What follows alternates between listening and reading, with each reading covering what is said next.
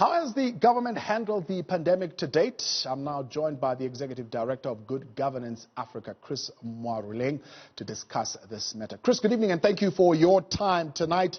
Coronavirus hit. We were very clear that it cannot be stopped. We were very clear that there is no cure. And we had to learn that we're going to have to live with this virus for the foreseeable future, which then placed a lot of power on government to come up with new rules and regulations to curb the spread of this virus. Did they comply with the fundamental principles of a democratic society, democratic governance? Good evening, Thabo, and certainly it is an unprecedented situation that the government has had to face in response to the COVID-19 challenge. And this is really from a policy perspective, particularly considering the fact that the government had to address the COVID issue with other contending responses that it had to engage with. But on a balanced view, when we look at the response by government, we can say that it has been fairly good. And this is because the contending issue that government has had to really face is preserving lives and at the same time preserving people's livelihoods. And what we've seen in response has been a number of regulations that has seen the government, first of all, introducing a lockdown on the 27th of March, which saw us becoming more socially distanced as society and certainly being required to stay at home. Now, having said this, what we've also seen is government taking serious measures to really create time and space for them, first of all, to prepare for this spike in the curve that we've been seeing of the COVID pandemic.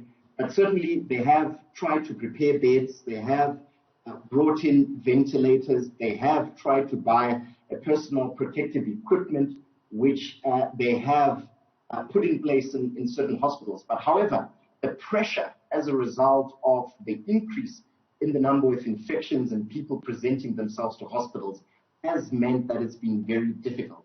From an economic perspective, what we've seen also is the government introducing what could be said globally to be one of the largest stimulus packages, which is to support small and medium enterprises, and also to ensure that the informal sector is supported and is maintained during this difficult Chris, what about the criticism that it is leveled at this point in time with the surge in coronavirus numbers continuing to increase, that government failed to reduce social contact, particularly falling to the whims of certain lobby groups and opening up, for example, for gatherings, opening up for alcohol consumption and the likes, and that being the reason why we are seeing the numbers that we are seeing at such a rapid pace?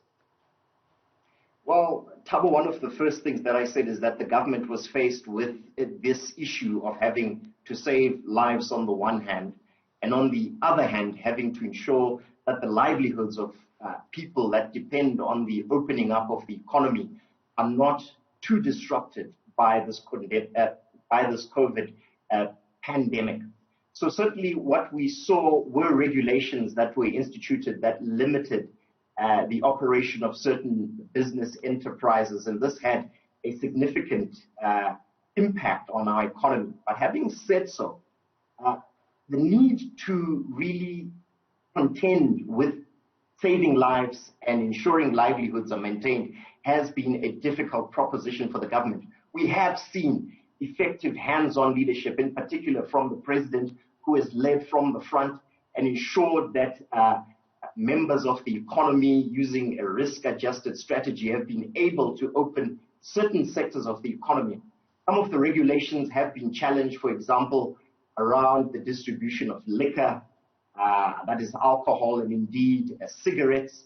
There were challenges that were brought forward to the courts questioning the consistency and coherence of some of these policy regulations. But having said so, on a balanced view, I think we have seen some of these measures working to try and curb these issues that have been brought forward by the COVID pandemic. One of the things that has been very concerning has been the increase that we've seen in gender-based violence and abuse as people remain locked down in their homes.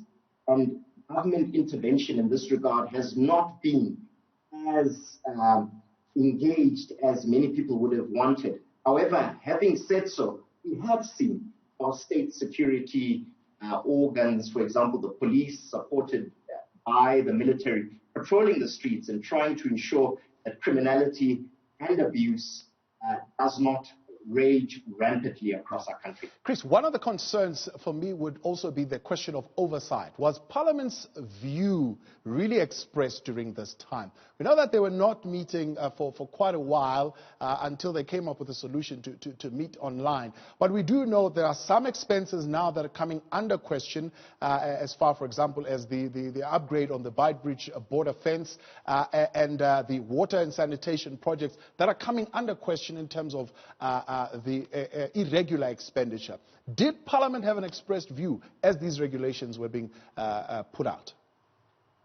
Certainly, I think we can certainly say that oversight was not as robust as we would have wanted it to be. However, having said so, when we look at oversight generally that is brought to bear by our legislature, that it isn't the most robust that we see. It is normally partisan.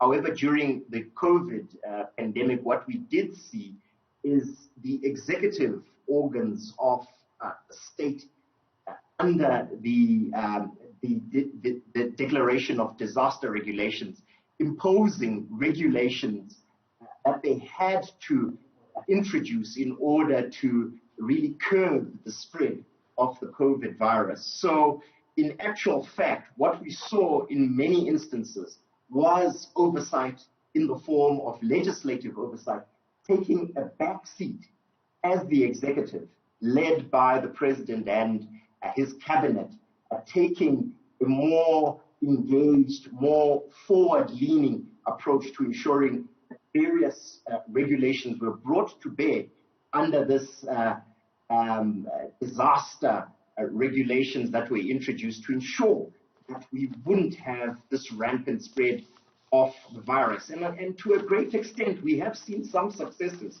in these regulations that were introduced when we look at it from a balanced perspective, especially when we look at some of the failures of other governments internationally on the African continent who have not fared as well. So on a balanced view, I'd say our government has done a pretty good job in trying to ensure that regulations are adhered to and that measures are put into place that help to curb the spread of COVID-19. Chris Maroleng, thank you tonight for your time. He's the Executive Director of Good Governance Africa.